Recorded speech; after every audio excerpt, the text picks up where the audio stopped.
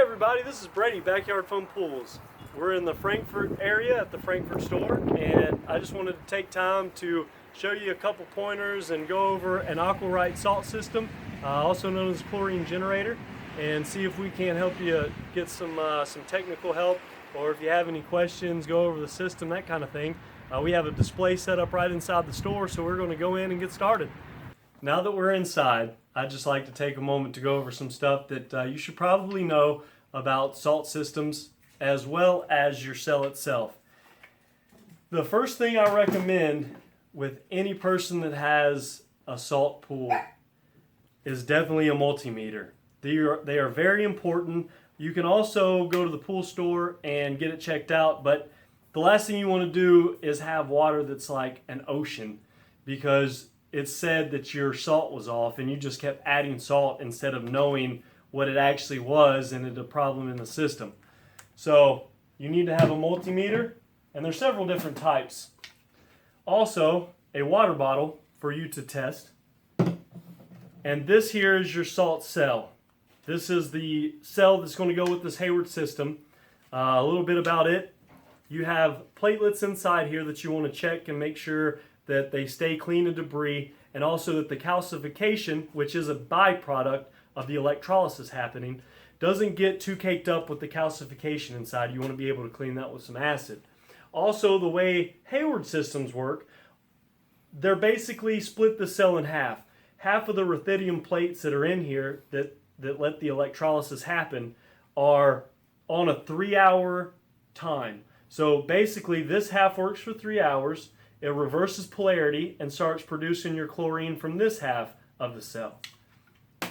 With the Hayward salt systems, they're really great. I really like them.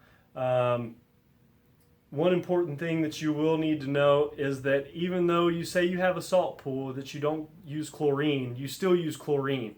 Basically what happens is salt, NaCl, the form of it, the element, passes through this cell. And as it passes through the cell, the cord that I've cut off here for service reasons and for testing goes back to the box that we're getting ready to go over. As you turn up your output is the output of chlorine that is being made. So as the salt passes through, these ruthenium platelets split the Na from the Cl, and Cl is your chlorine, and go back in your pool and keep your pool nice and clean and sanitized. That's basically how the system works. So depending on how high you have your output, of course, more chlorine that gets into it. We'll go into more with that here in a minute. All right, everybody, this is your inside of your control box. And what we have here, just to go over some stuff, this right here is your switch to select off auto superchlorinate. You have a diagnostics button. You have an LCD screen. You have your LED light indicators and your output dial. On your switch in off mode, the box itself still has power, as you can see from the power light. If that power light goes off, you really want to check and see what else is going on, because there's another issue going on. That light should always be on when there's power to the system. Let's turn the switch on. You'll see a generating light come on. That means that you are generating chlorine. Next switch is your superchlorinate. As you can see the light coming on there. What that does is that's 100% output for 24-hour period. You want to make sure that you come back out and switch that off, because if you don't, it'll just stay up in that up position. It's really not going to hurt anything, because the internals of the box will automatically shut the production down after a 24-hour period, so that you don't over chlorinate your pool. All right. Your output dial will go from 1 to 100, depending on how much chlorine you want.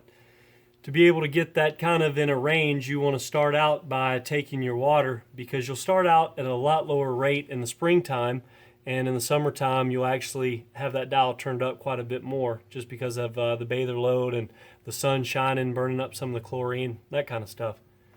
I'm going to now go through the diagnostic screen.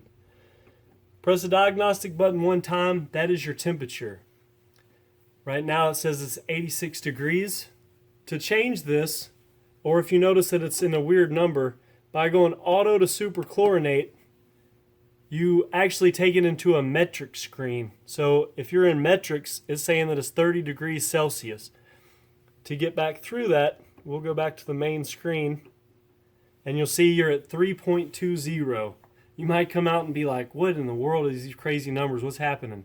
All it is that you've accidentally put it into the Celsius mode or the metric mode. So to change that, or anything in the system really, on the screen that you're on, you want to go from auto to super chlorinate back to auto, and that changes any of the user selections. So we'll press it one time to get back to the temperature, go super chlorinate back to auto, and there you are at 86 degrees. The next push of the button is your cell voltage, and you want to be between 22 and 32. Press it again. That is your amps on your cell. Every cell will have a different reading. There are 4 different cells. You have a T cell 3, a T cell 5, a T cell 9, and a T cell 15. So each one of those is going to be different depending on your salt cell that you have. Press it again, and there is a 51P. To help you out, what that is your actual percentage here on your dial. If you want to really get it dialed in, let's say it looks like you're on 30 right there, but really you're on 32%. So if you want to actually get it dialed in pretty close, you can go to that screen there. Next push of the button is your instant salt. That is the salt reading at your cell right then. What that lets you know is exactly what it is. You can kind of troubleshoot through some problems there. The front screen basically is the salt reading that's been averaged out. There's a bunch of different readings that the cell takes, and it puts that rounded number there on the main screen. This is just board stuff, revision numbers. This button here, when you get to this screen here, it is what T cell you have. So let's say you have a T cell 9 and you change your cell out and you're wondering why it's not working properly. To change that cell, you just go to this screen, and again, super chlorinate to auto changes it. So now you're at T cell 9, you're good to go. We're going to go back to a T cell 15, and you're back to the main screen again. These LED lights down here are actually troubleshooting lights. Seeing no flow, check salt, high salt, inspect cell. We'll start at the top with no flow. When you have no flow, that light will be completely solid. When you turn on your pump, let's say, and that light starts flashing, it recognizes that you have flow, and it is basically on a delayed timer so that a lot of water starts moving through the cell. You're not going to have any problems. You'll see that light flashing. Once that it kicks in, you'll see this generating light here pop on because it's generating. Next is check salt. On check salt, you can either have 2 things. You can have a flashing light or you can have a continuous light. If you have a flashing light, then the salt is below 2600, which you want to be around 3200. Really, it's 2700 to 3500 is kind of the range you're going after. But let's say that it is solid. If it's solid, that means that the salt is below 2300 parts per million, and the chlorine has been halted. It's not going to produce anything because the cell knows that it's way too low. Next, we have high salt.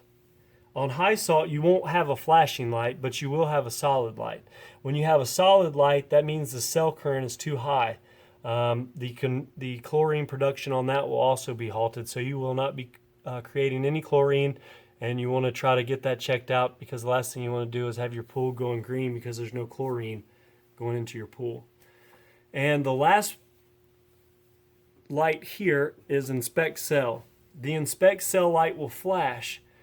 When you see that flashing, it is basically just a reminder to you to basically visually inspect your cell, make sure that everything's good. After 500 hours, that'll start flashing, and we'll go over how to fix that. So as you see, the inspect cell is flashing. The inspect cell light is flashing because you have reached 500 hours on the cell operation. It is basically a maintenance so that you can see, hey, I forgot about the cell. You want to turn off your pump, take off the cell, and visually inspect it. If it is dirty or has any calcification inside it, you want to do a 1 to 4 acid wash to clean your cell, put it back on, and the way to get rid of the inspect cell is to press and hold the diagnostics button for 3 to 5 seconds and the light will go off. And it then starts a 500-hour countdown again. So if you see that flashing, that is the quick fix. So I hope this video helped. Just to recap, what we basically did was learn about the salt system, salt pools, stuff like that, your parts per million. You want to make sure that you stay between 2,700 and 3,400 parts per million. You don't want to get a lot of, if you get above that, you can get a lot of problems with your pool, and it's very, very corrosive. So we want to avoid that. We want to make sure we use some descaling agents and stay on top of your water chemistry. As a byproduct, the salt naturally keeps your pH a little bit higher, so make sure you visit your local pool store and keep your chemicals in check. And if you have any questions, feel free to put them in the comments below and maybe we can help. Remember that even though you do have a salt pool, you still have chlorine, and that you just get out there and enjoy your awesome salt water. Have a great day. Thanks. Please click, like, subscribe, all that stuff. Enjoy it. See you to the next video.